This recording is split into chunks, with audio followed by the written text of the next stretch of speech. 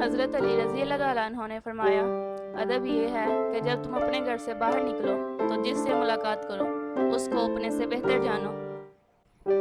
ایک زمانہ ایسا بھی آئے گا کہ لوگ اپنے رب کو بھول جائیں گے، لباس بہت قیمتی پہن کر بازار میں اکڑ اکڑ کر چلیں گے اور اس بات سے بے خبر ہوں گے کہ اس بازار میں ان کا کفن بھی موجود ہے۔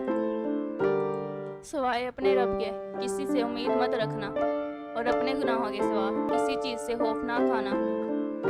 تین انسان تین چیزوں سے محروم رہیں گے: غصے والا صحیح فیصلے سے، جھوٹا عزت سے اور جلد باز کامیابی سے۔ اگر کوئی آپ کی فکر کرتا ہے تو اس کی قدر کرو، کیونکہ دنیا میں تماشائی زیادہ اور فکر کرنے والے بہت کم ہوتے ہیں۔ انسان کے جسم کا سب سے خوبصورت حصہ دل ہے، اگر یہی صاف نہ ہو تو چمکتا چہرہ کسی کام کا نہیں۔